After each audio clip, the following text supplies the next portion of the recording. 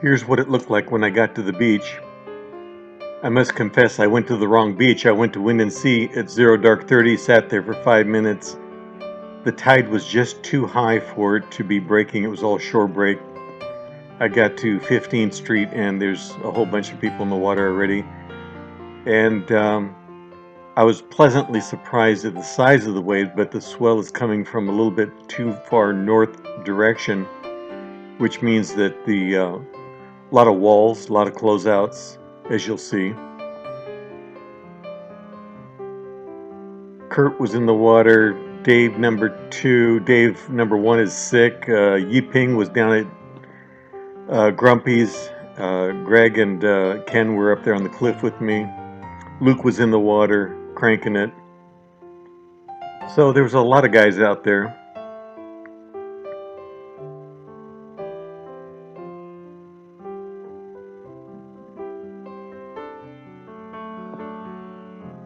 There was a few good rides. A lot of short ones.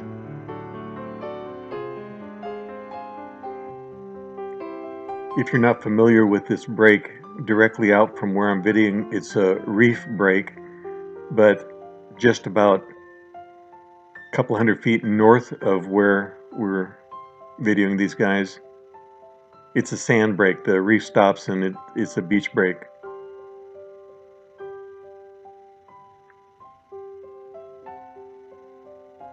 Personally, I like the reef break the best because it's very predictable.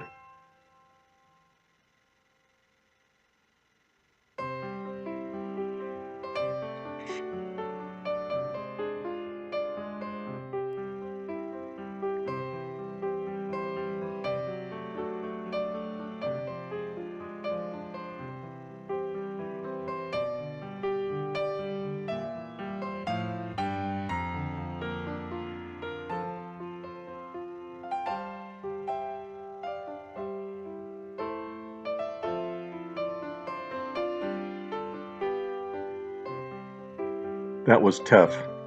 There's Greg from left to right. That's Greg, my friend Ken I surfed with for 20 years, and then myself up on the cliff. It was high tide, and I didn't get a video of it. I didn't think about it, but I should have. One guy had lost his board, and if you're familiar with the term, doing the rock dance, well, when it's really a high tide, it comes right up to the cliff. Bummer. Nice left. Ooh, little section. Couldn't quite make it. There we go.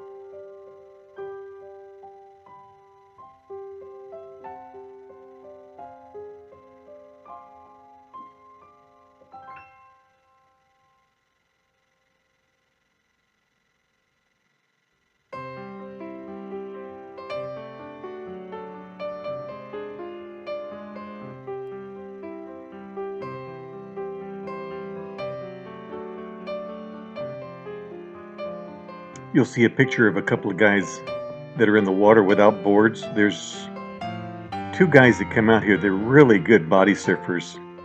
And the first time I saw them, I was going, dude, what are you guys doing out here? But they really do know what they're doing. That's from 100 feet up. You can see what the swell looks like. That's the peak right there.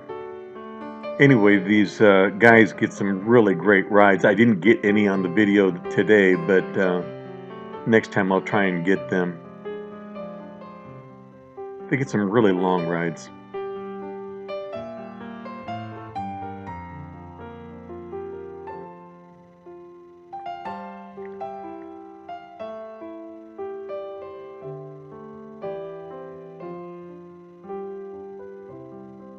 I mentioned this in a previous video about not flying too low because you get you see the sun's out.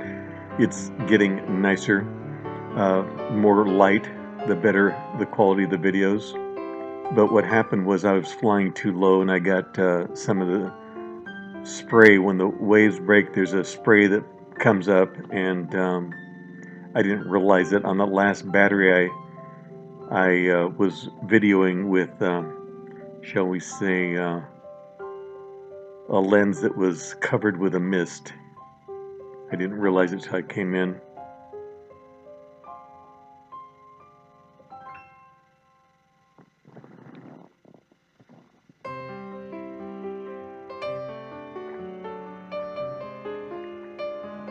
That was Kurt, I think, and I don't think he had a leash, so he has to grab his board.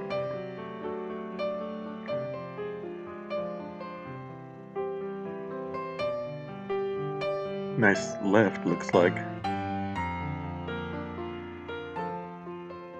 Just not long enough.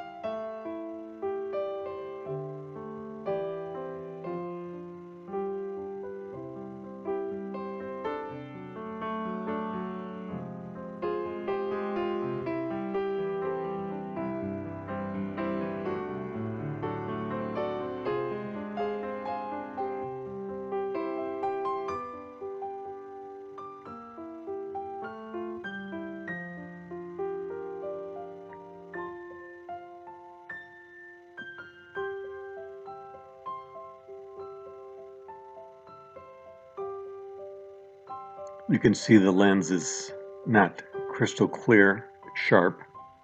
It's almost like there's a mist out there. It's really on the lens. Bummer.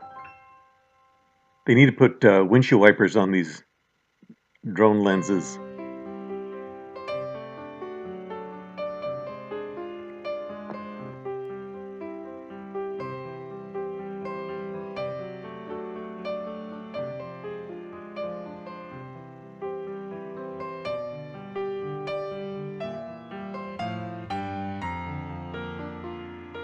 Nice. I think this is Kurt. Nope. There's the two guys right there in the center of the screen that were body surfing.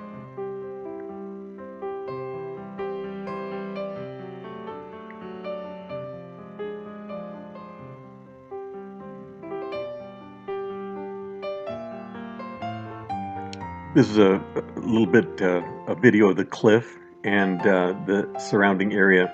There's a hill that's about 400 feet high behind me. You can see there's houses built up there. And so the sun, even though the sun comes up at 6:30, it doesn't come over that hill for another hour. There's a train track right there that runs north to south, obviously. And that's Seagrove Park. That's where I'm at right there on the edge of the cliff. And there's a train station to the right, and that is the Delmar power plant. You see that smokestack there? That's a historical monument. Okay, everybody have a great weekend. See you next time.